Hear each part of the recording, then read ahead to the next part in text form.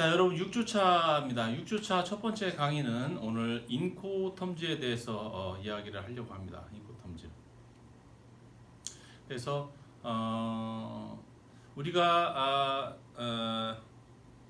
4주차 때 여러분 4주차 때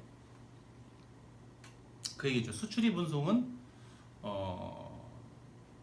두 개 국가 이상에 떨어져 있는 수출자와 수입자 간의 매매 계약에 의한 상업적 화물에 대한 운송이죠. 그게 수출입 운송이죠. 그래서 그런 상업적 화물은 해당 국가에 수입되어져서 또 그 나라 시장에 유통되어지고 또 동일한 재화를 생산하는 해당 국가의 제조업에도 영향을 미치기 때문에 국가에서 관세를 부여한다고 그랬죠. 그래서 세금 쪽에 관세를 부여해서 그러한 어떤 상업적 행위를 약간 컨트롤하는 그런 역할을 하는 화물이라고 했어요.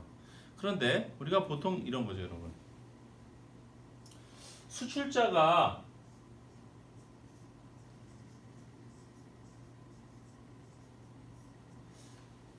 있으면 수입자가 있겠죠, 여러분.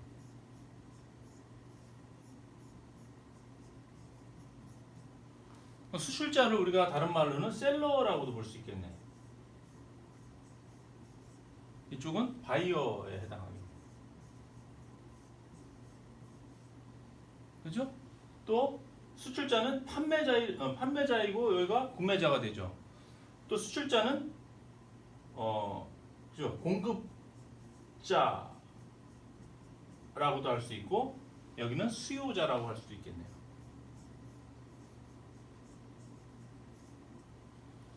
그렇죠? 그러면 이 수출자와 수입자 간에 어떤 행위가 먼저 전제돼서 일어나야지만이 물류가 일어나는 거죠, 여러분. 수출입 운송과 같은. 첫 시간에 우리가 배웠을 때 상류가 먼저 일어나야 된다고 그랬어요. 상류는 뭐라고 그랬죠? 셀러와 바이어 간의 물품 매매 계약이 상류라고 했어요. 다시 말해서 거래가 성사되는 것을 의미하는 거죠. 그러면 우리가 이들 간에 만약에 거래가 성사되었다 이런 걸 가정하면 거래에 성사된 내용을 명문화하길 바라겠죠. 공식적으로. 그게 컨트랙트, 계약이죠. 계약서를 쓰게 되는데 그 계약의 내용은 어떠한 것들이 추가돼서 들어갈까요, 여러분? 여러분이 판매자와 구매자라고 가정을 하고 저런 매매 관계에 있어서 계약서를 쓸 때 뭐가 중요하겠어요, 여러분? 당연히 어떤 품목, 그죠? 품목.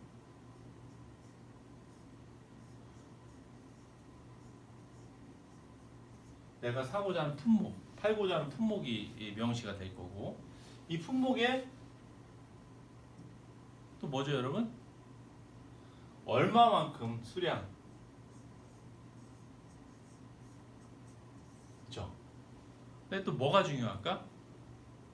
얼마에, 그죠? 어떤 품목을 얼만큼을 얼마에 살 것인지 가격이 중요하겠네. 가격. 그렇죠? 그럼 그 다음에 또 뭐가 중요할까요, 여러분? 사고 팔고자 하는 품목, 수량, 가격이 정해졌어. 그럼 중요한 건 뭘까 또 그다음에 여러분들이 뭐 구매자이고 판매자일 경우 생각을 해보세요. 이 가격인데 이 물품 대금을 언제 줄 건지, 대금 지급 조건, 언제 어떻게 줄 건지, 결제할 건지, 대금 지급 조건.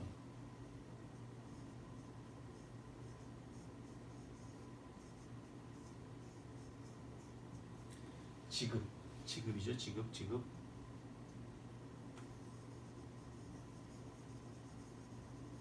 조건, 저급 조건. 대금 지급 조건.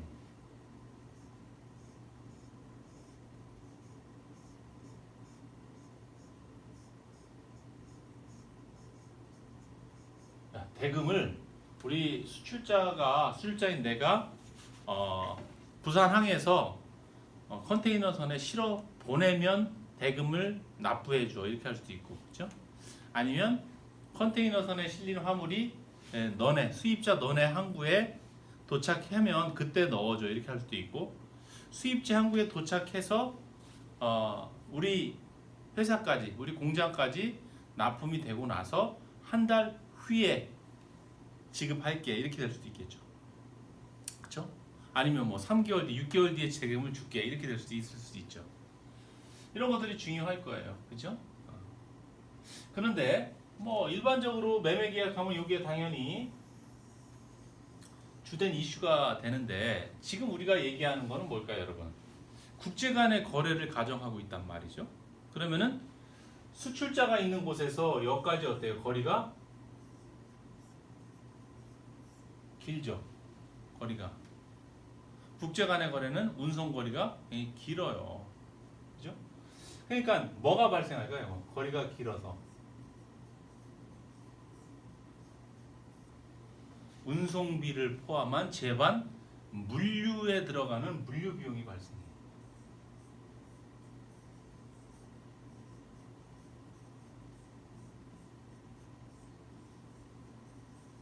그렇죠. 그러면 이러한 거래에 있어서 여러분, 수출지에서 수입지까지 가는 물류 비용은 누가 내야 되는 게 맞을까요? 누가 낼까? 글쎄요. 수출자가 낼까요? 수입자가 낼까요? 아니면 둘이 반반씩 나눠서 낼까요? 수출자가 낼 수도 있고 수입자가 낼 수도 있고 둘이 일정한 선에서 쉐어할 수도 있겠죠. 예전에는 어땠을까요? 아주 예전부터 해상 화물로 이렇게 거래가 이루어져 왔죠. 옛날에 뭐 범선도 이렇게 상선으로 움직이고 그랬던 시절부터 지금까지 해상 운송의 역사는 오래되었는데, 그 당시에 국제 간의 거래에서는 어땠을까요? 저 운송 비용 문제에 대해서 매번 이 협상할 때 이 운송 비용 문제도 같이 했을 거예요. 너네가 해라, 내가 하라, 너네가 몇 퍼센트 하고 내가 몇 퍼센트 하고 이렇게도 하고, 그러니까 매번 협상을 했던 거죠. 그렇죠? 근데 주로 어떤 상황이 벌어졌을까요, 여러분? 우리가 상식적으로 생각해 보면, 예를 들어서 물건을 판매하는 수출자가 좀 갑의 위치에 있었다. 그러면은 뭐 이렇게 할 수 있는 거죠. 이 물건은 나밖에 판매자가 없으니까 수입자에게 너네가 꼭 필요하면 우리가 있는 곳까지 와서 가져가라. 물류비 너네가 다 부담하면서 수입 수출지까지 와서 너네가 가져가라. 이렇게 얘기했을 것이고, 반대로 수입자가 좀 갑의 위치에 있다. 수출자가 판매하고자 하는 제품은 굉장히 많은 기업들이 생산해서 판매하고 수입자는 적다 그럴 경우에는 수입자가 이렇게 했죠. 너네가 내가 있는 곳까지 좀 갖다 줘. 물류 비용 부담해서 알아서 좀 갖다 줘. 그렇게 싫으면 난 딴 데서 살게. 이렇게 됐을 수 있겠죠. 하여튼 그런데 어쨌든 매번 같이 협상을 하고 했었을 걸로 판단되는 거죠.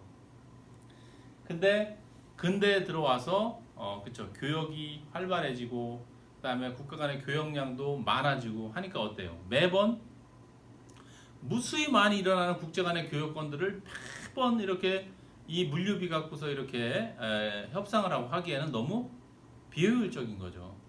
그래서 국제 간의 거래는 반드시 먼 거리에 이루어지고 그에 따라서 물류비가 필연적으로 발생하니까 거기에 대해서 국제 간의 거래에 대해서 있을 수 있는 유형을 포맷화해서 형을 만들어서 좀 정형화된 거래 조건을 만들어서 제시해주고, 수출 수입자, 셀러 바이어 간에 그 중에 하나를 옵션으로 선택하는 거로 하게 되면 국제 간의 거래가 좀 더 원만하고 원활하게 되지 않을까 이런 생각을 하게 되죠. 그러면서 탄생한 것이 인코텀즈라는 거예요, 여러분. 인코텀즈.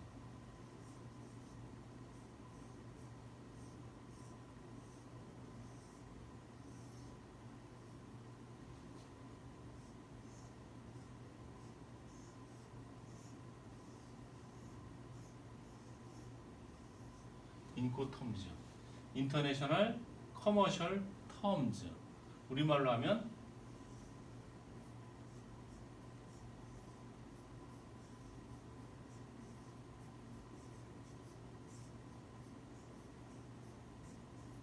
정형화된 거래 조건 이렇게 얘기하는 겁니다. 정형화된 거래 조건. 그렇죠. 그래서 이 정형화된 거래 조건인데 어떠한 것들이 있냐면 인코텀즈는 그 조건들이 경우에 케이스 텀즈들이 한 10여 개가 되는데 우리가 일반적인 수출입 운송 화물은 어떤 화물들이 대부분이죠, 여러분? 컨테이너화된 화물들이 많아요. 그래서 컨테이너 베이스의 화물들을 기준으로 했을 때 적용되는 인코텀즈로 많이 쓰이는 것들이 한 5가지 정도가 있어요. 그 5가지 정도만을 오늘 소개할까 합니다. 일단 자, 5가지 정도를 교수님이 소개하는데 첫 번째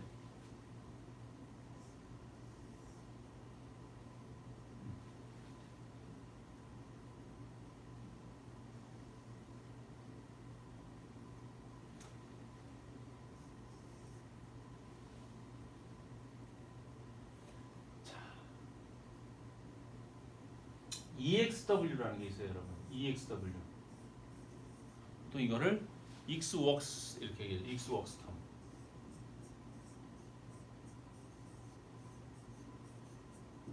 우리말로 하면 공장 인도 조건.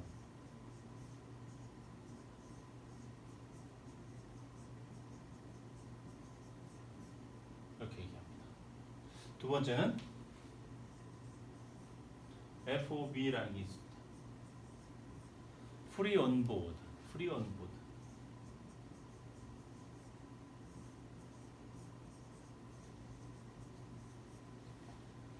Free on board. 본선 인도 조건.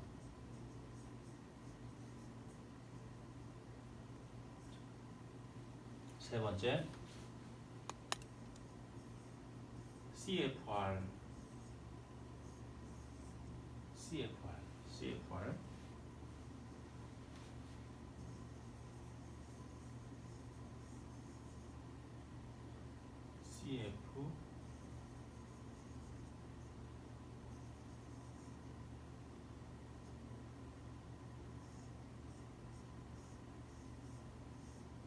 Cost and freight.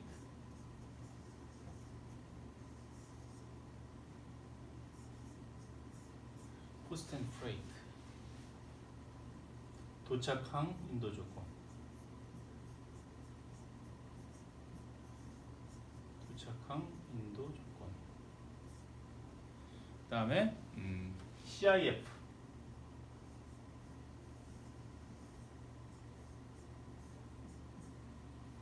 이거는 똑같죠. 코스트. 그다음에 인슈런스.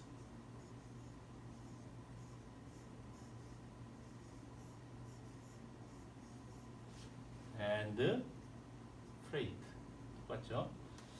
그다음에 요거는 도착항 인도 조건인데 뭐가 되겠다? 보험 가입.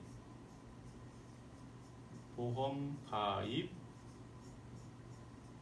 도착항 인도 조건. 이렇게. 마지막 5번째 DDP 라는 게 있어요. delivered. delivered.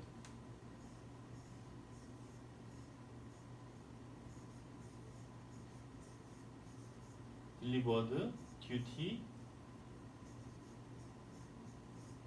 paid.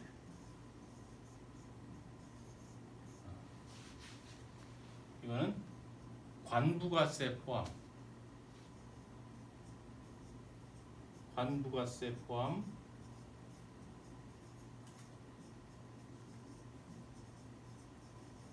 최종 도착지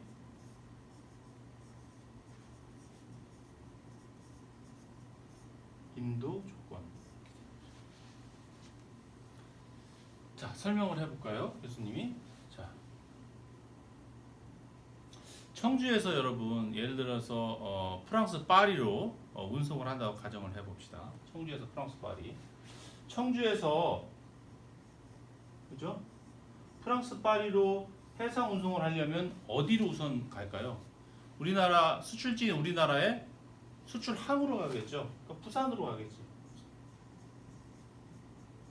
그렇죠? 부산에서 해당 선박에 실어서 선적을 해서 출항을 해 프랑스로. 그럼 프랑스로 가면 프랑스에 관문 항구가 있겠죠. 메인 포트. 프랑스는 보통 르아브르로 많이 들어가요, 여러분. 르아브르.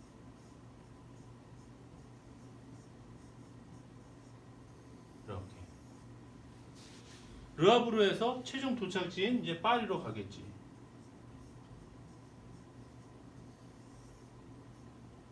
그렇죠? 그러면 잘 보세요.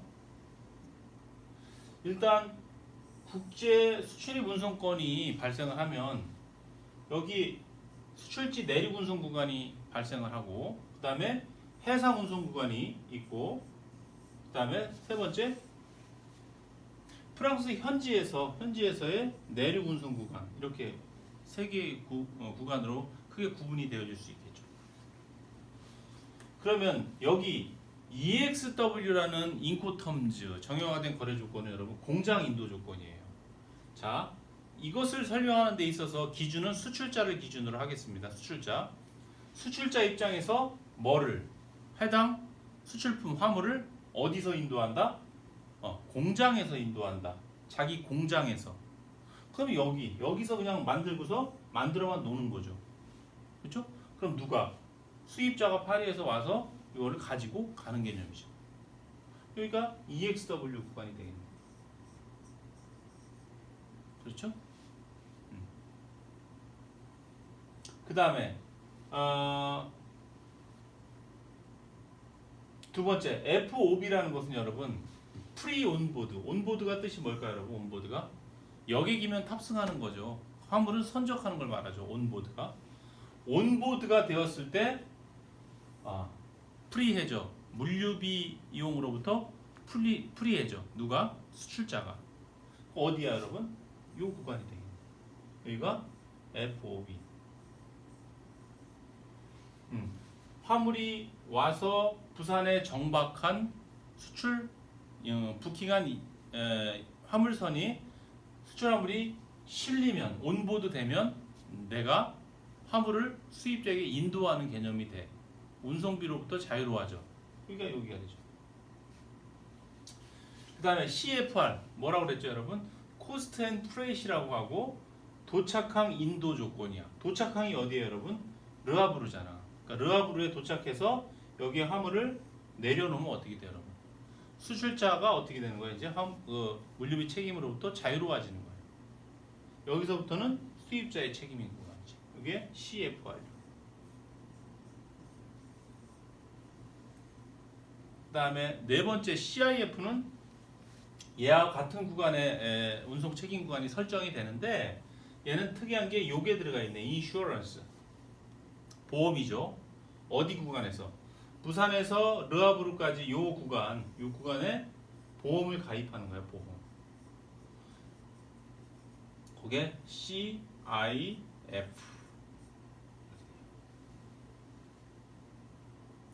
이해하고 있죠, 여러분? 그 다음에 마지막으로 DDP 같은 경우는 DDP, Delivered. 여기 Delivered의 뜻은 최종 도착지까지 배송까지도 해준다는 의미를 담고 있어요. 여기에 Delivered. 그 다음에 Duty Paid는 뭐냐면 수입지에서 부여되는 관부가세, 관세하고 부가세도 모두 납부를 해주는 조건이라는 뜻이에요. 다시 말해서 수출자가 여기까지 갖다 주는 거죠, 여러분. 파리까지. 그지? DDP. 그렇죠.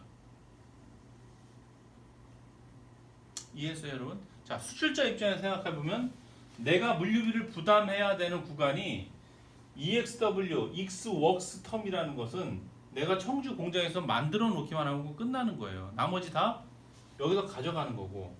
자, FOB는 우리나라 항구, 수출자의 항구에까지 비용 부담하고 거기서 예약된 선박에 화물을 선적해주는 순간 내가 물류비 비용 부담으로서 프리해지는 거죠. 나머지는 수입자가 부담하는 거고 CFR, CIF는 도착지 한국까지 보내주고 거기에 내려놓는 순간 수출자의 물류비 책임이 없어지는 거죠. 거기서 화물이 수입자에게 인도되어지는 거예요.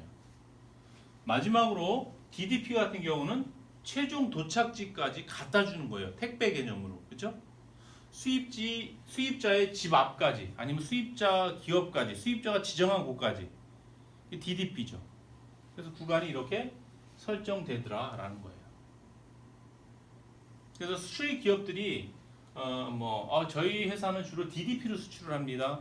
저희는 주로 CIF로 합니다. CFR로 합니다. 뭐 이런 것들이 다 좀 정형화돼 있어요. 거래 관계에 있어서. 수입도 마찬가지고 저희 수입을 현지에서 EXW 조건을 수입해 옵니다. 아니면 뭐 CFR 조건을 수입해 옵니다. 그런 것들이 있죠. 그래서 이 인코텀지가 무엇이냐에 따라서 선박을 수배하고 확보해야 될 책임이 수출자가 있다, 수입자가 없다 이렇게 나누어지기도 하고 그런데 그거는 차후에 좀 더 관련 내용이 나왔을 때 한꺼번에 알아보는 것으로 하고 여러분 오늘 기본적으로 인코텀지가 수출입 운송 화물에 적용이 되는데 수많은 인코텀지 중에서 일반적으로 컨테이너화된 그런 무역 화물의 인코텀지는 일반적으로 5개 중에서 하나가 선택돼서 국제 간의 정형화된 거래 조건으로 활용되더라라는 것만 이해하시면 되겠습니다. 그래요.